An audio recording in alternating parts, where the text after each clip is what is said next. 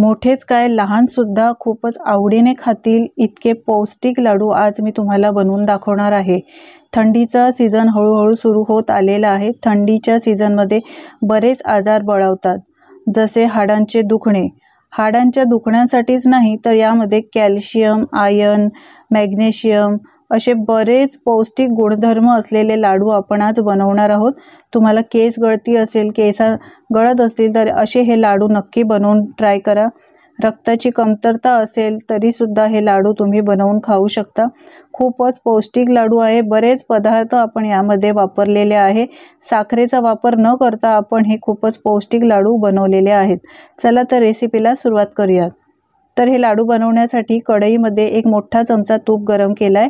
इथे मी 1 वाटी मखाने घेतलेले आहेत। 50 ग्रॅम हे मखाने आहेत। मखाने स्लो गॅसवर चांगले कुरकुरीत होईपर्यंत भाजून घ्यायचे आहेत। तर 1 ते 2 मिनिटातच हे भाजून होतात। आता काढून घेऊया। सारख्याच कढईमध्ये एक मोठा चमचा परत तूप घालायचा आहे।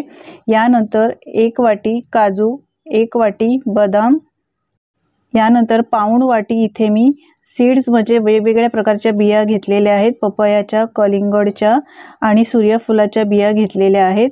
अर्धी वाटी पिस्ता घेतले आहेत आणि एक मोठी वाटी इथे शेंगदाणे घेतले आहेत। पाऊण वाटी अक्रोड घेतलेले आहेत आणि पाव वाटी मनुके म्हणजेच किशमिश घेतलेली आहे। आता हे सगळं साहित्य आहे ते स्लो गॅसवर चांगलं कुरकुरीत होईपर्यंत आपल्याला भाजून घ्यायचं आहे। कोणत्याही एका वाटीच्या मापाने तुम्ही हे सगळे पदार्थ घेऊ शकता। थोडे कमी जास्त झाले तरी काही फरक पडत नाही। तर स्लो गॅसवरच हे सगळे व्यवस्थित कुरकुरीत होईपर्यंत आणि रंग बदलेपर्यंत छान भाजून घ्यायचे आहेत। तुम्ही हे लाडू मुलांना मधल्या वेळेत खाण्यासाठी त्यांच्या छोट्या भुकेसाठी देऊ शकता। खूपच आवडीने खातील, अजिबात टाळाटाळ करणार नाही। इतके पौष्टिक हे लाडू आहेत की त्यांना याचा फायदा नक्कीच होईल। आता आपले ड्रायफ्रूट्स भाजून झालेले आहेत। एका प्लेटमध्ये काढून घेऊया आणि सारख्याच कढईमध्ये पुन्हा 1 चमचा तूप घालायचं आहे। अर्धी वाटी किसलेलं सुकं खोबरं जे रेडीमेड मिळतं ते घेतलेलं आहे। अर्धी वाटी तीळ घेतलेले आहेत सफेद आणि 2 चमचे खसखस घातली आहे। आता हे सगळं साहित्य स्लो गॅसवर भाजून घ्यायचं। कढई चांगली गरम आहे त्यामुळे 1 मिनिटातच हे भाजून झालं। ते सुद्धा काढून घ्यायचं एका प्लेटमध्ये। आता याच कढईमध्ये 1 चमचा तूप घातलंय। इथे मी खजूर घेतलेले आहेत। ओले खजूर आहेत, बिया काढून घेतलेले आहेत।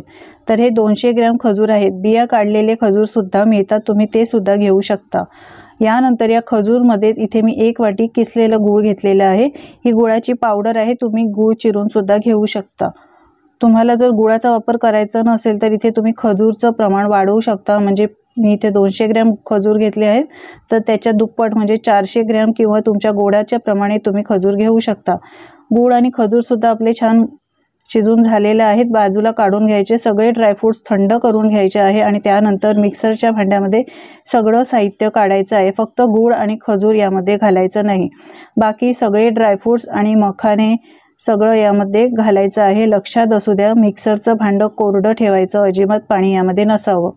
सगळं आपण जे फ्राय करून घेतलेलं आहे, भाजून घेतलं आहे ते पूर्णपणे थंड करायचं आणि मिक्सरमध्ये घालून पल्स मोडवर म्हणजे चालू बंद करून अशा पद्धतीने जाडसरच वाटून घ्यायचं आहे। याची बारीक पावडर करायची नाही। हे बघा, अशा पद्धतीने ही जाडसर वाटून घ्यायची आणि एका प्लेटमध्ये काढायचं। आता सारख्याच मिक्सरच्या भांड्यामध्ये गूळ आणि खजूर आपण जे गरम करून ठेवलं होतं ते घालून त्याची सुद्धा याची पेस्ट करून घ्यायची। तर हे बघा, ही गूळ आणि खजूरची मी पेस्ट करून घेतलेली आहे। आता आपण ड्रायफ्रूट्सची पावडर ज्यामध्ये घातली आहे त्यामध्येच हे घालायचं आहे आणि सगळं व्यवस्थित मिक्स करून घ्यायचं आहे।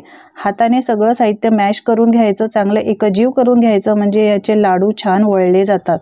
आपण इथे कोणताही पाक केलेला नाही आहे, त्यामुळे अशा पद्धतीने हे सगळं व्यवस्थित मिक्स केल्यानंतर हे सगळं एकजीव होतं आणि व्यवस्थित लाडू वळले जातात। तर हे बघा, थोडं थोडं मिश्रण घेऊन अशा पद्धतीने हे लाडू बनवून घ्यायचे आहे। मस्त लाडू झालेले आहेत। अशाच पद्धतीने तुम्हाला अजून एक लाडू मी बनवून दाखवते।